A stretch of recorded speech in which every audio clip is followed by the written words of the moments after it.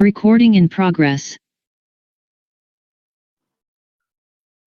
Alrighty, guys, so we are going to go over a little case study here. Here's the subject property and determining how to predict the sale price and how to determine the list price. I've got another window here. Let me do a quick check. Okay, that's good. Perfect. All right, cool. So here we go. Here's the subject property. This was actually a fix-and list. Previously was a rental. Some of the highlights of the property: 4-bedroom, 1 bath, 1,200 square feet on half an acre. You can already see that we listed it at 175,000 and we currently are contingent. So let's get right into it. I opened up a second tab. Most of the time we're going to go 6 months back and 1 mile radius. Those are the that's the starting point, right, for determining your value. So let's go. Here we go. All right, so one thing that I noticed right away is we really already have some perfect boundaries that we probably should use. You can see that if I go 1 mile out, it's covering a lot of this area or a lot of outside of this street boundaries. And the reason why I wouldn't want to go out here is because I'm probably going to get a lot of different bedroom, bathroom, square footage, and most importantly, home styles. Most of the time, you're going to find the correct home style in comparison to the subject property in the same subdivision. So let's scratch that and let's go with this. Now, if I couldn't find any data, of course, I'm going to go to my 1 mile radius, but I believe that I will find enough. Now I'm going to go 6 months back. Again, 6 months back, 1 mile radius is kind of the starting point. We already customized that. We're still going 6 months back, but we changed our boundaries. We're also looking at similar bed, bath, square footage, and most importantly, home style. Appraisers are going to want to use similar home styles. Similar does not mean ranch and split level, ranch and 2-story, ranch and raised ranch. You really want to use similar home styles unless you can justify, because there are none. So right out of the gate, I do a quick, what's the lowest? And then I go, what's the highest? So we have 310 to 50. Let's go back. Something else, actually, let's go back to this real quick. I want to show you a couple of things. Knowing the desirability of what you are selling, right? So when you walk a property, you need to know the desirability of that home. The desirability is going to be the layout, the flow, and the functionality of that property. It's also going to be the cosmetic updates, as well as any mechanical updates: furnace, AC, water heater, the condition of the plumbing system, the electrical system. And then as we move to the exterior, the driveway, the roof, the siding, the windows will all play a big role in determining the value of the home, as well as the location. So let's scroll through this property to look at some of those things. Here's we walk in the front door. We're in the family room. We can see we have a little maybe dining area here. Smaller homes like this necessarily aren't going to have a separate dining room, family room, living room. Some of them are going to be combined. Here's our kitchen. We have a full set of appliances: dishwasher, stove, oven, or refrigerator. And it is fairly open. Another thing that's really nice, light and bright. That's really crucial. We have a laundry room right off the kitchen, or a laundry/utility room, which is nice. Bathroom is updated, nice size, not super small, but also not super big. Bedrooms, I'm looking for overall size. Most buyers would not like this because this is the smaller bedroom of the 4. Could be probably a kid's bedroom. Mom and dad aren't going to like that Johnny can, possibly sneak out at night. However, in this case, this does go out to the greenhouse. So somebody may like that. This is bedroom number 2, decent size. This is kind of a medium-sized bedroom. Number 3 is also medium size, and number 4 is a smaller. So we have 2 smaller, 2 medium-sized bedrooms. There's the back of the house, nice size yard. There's the greenhouse. Here's a good drone picture. So we can see nice lot, nice yard, oversized 2-car garage, plus we have the carport, which is a bonus. And we can see that, everybody else also has, you can actually see this is a similar style and that's a similar style, right? As we talked about, typically within the subdivision is where you're going to find similar bed, bath, square footage, and home style. So let's cruise through these. And again, we're really focusing on right now the closed and the contingent, because the contingent are going to be the future sales that likely the appraiser is going to use depending on your timeline when you're going to go live and how long you think it's going to take for the property to sell. So if we look at this one, I'll take a quick peek. This is a 4-1, pretty much exactly what we are. Let's see the inside. Doesn't look, wow, actually, holy smokes. Sold 1 day cash. Man, they gave this thing away. That's crazy. 1,100 square feet. So we're 100 square feet bigger. When you're talking about square footage on these smaller houses, it is exceptionally crucial. Every 100 square feet, every 50 square feet really plays a big role, because you're talking, ours is what we've got 10% here, 100. Basically 100 square feet is the difference of having an extra room in the house, right? That from 1,100 square feet to 1,200 square feet, that extra 100 square feet is a 10 by 10 room in the property. So it does make a big difference as we analyze smaller square footage houses. Also making sure that the square foot source is actually the assessor. If you did want to check, you could click on the PIN number and you could see that it is actually 1,100 square feet. So they gave that house away. I wouldn't want to use that as a comp. We could see 119. Here's a 3-1, 3-2. Pending 128. Here's a 3-1. Let's take a peek at this. 1375, bigger but not updated.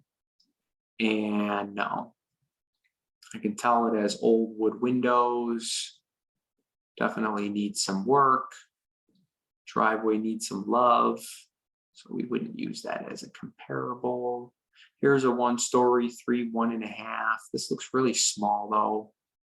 Oh, wow. It's actually not that small. Short sale.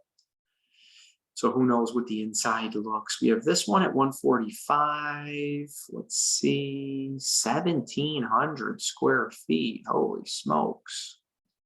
I don't know why, but I feel like that's not 100% accurate. I also can quickly see that it looks like there's a possibility of a tenant being in this property.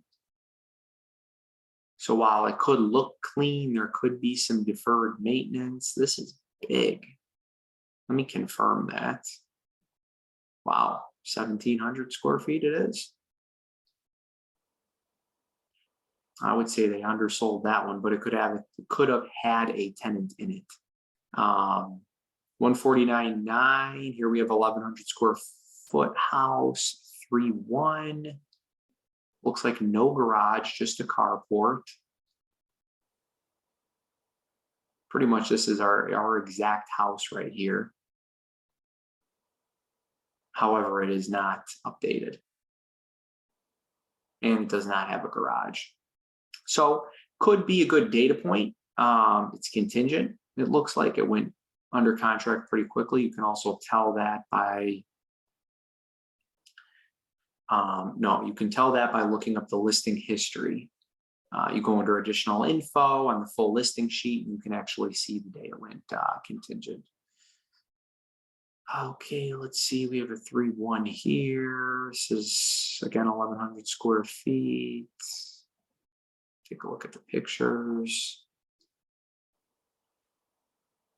So existing cabinets that are painted, looks like they redid the floor, very small laundry room or laundry closet, I would call that.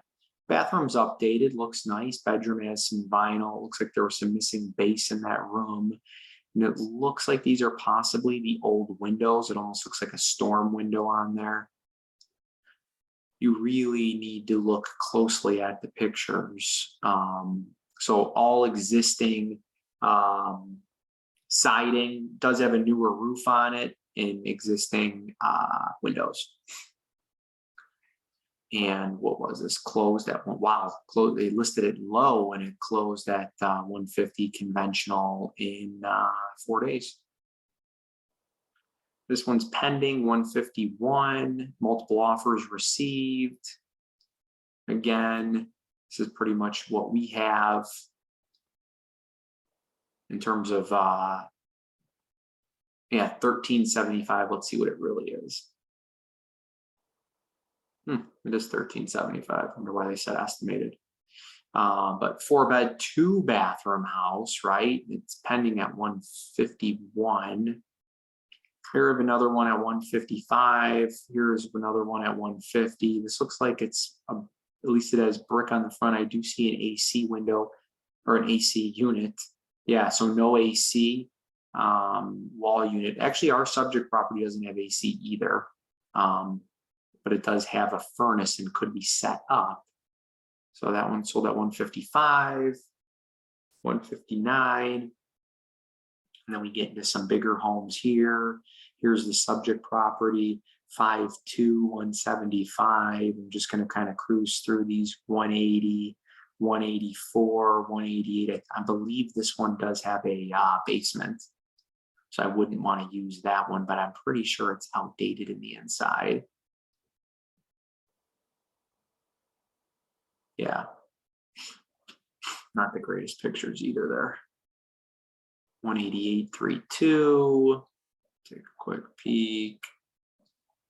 Again, this is kind of similar to what we have in terms of layout.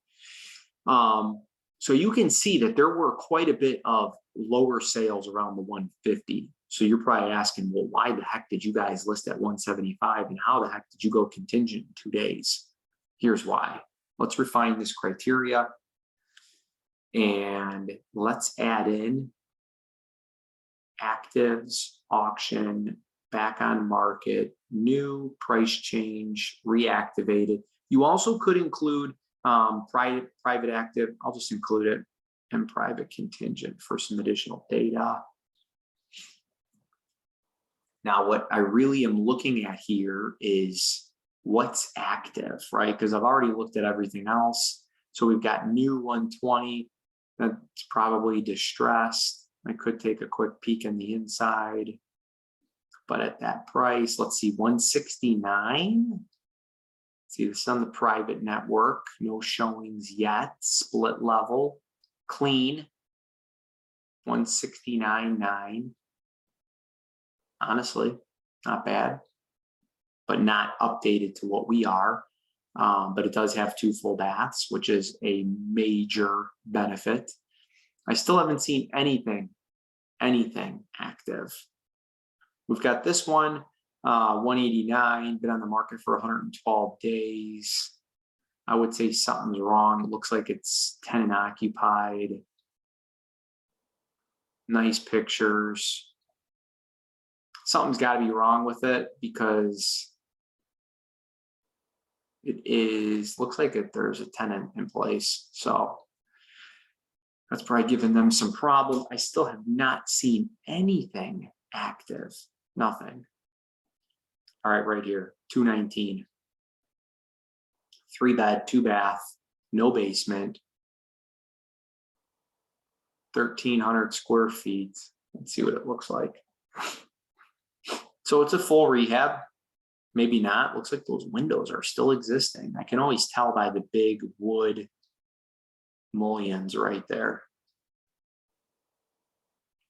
This is pretty much an exact model of what we have. We come in the front door, we did our feature wall, our kitchen's here. We do have a bedroom there.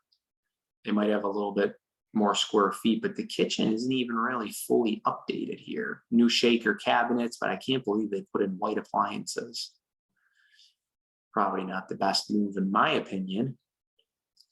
But we can see it does have a master walk-in closet, small laundry room, deck off the back. That's nice.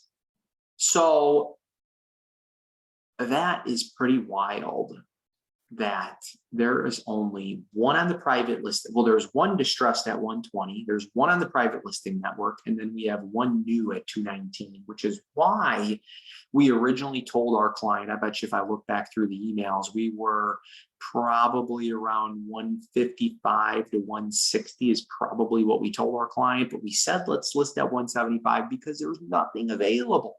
And this is a complete move-in ready house.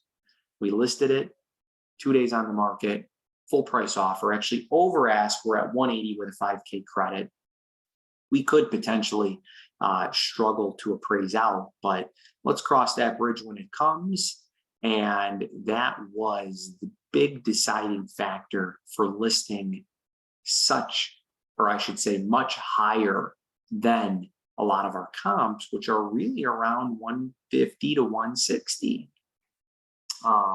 So paying close attention to the actives, which is going to be your competition, is very important. Looking at the contingent or the under contract, because they are going to be your closed sales. And then also note when you're looking at anything contingent, paying attention to how quickly it's sold and were there multiple offers. In most cases, the listing agents will write that. Let's see. They will write that sometimes right in the remarks. You can see highest and best due, or you can go to agent remarks and they'll sometimes say it there.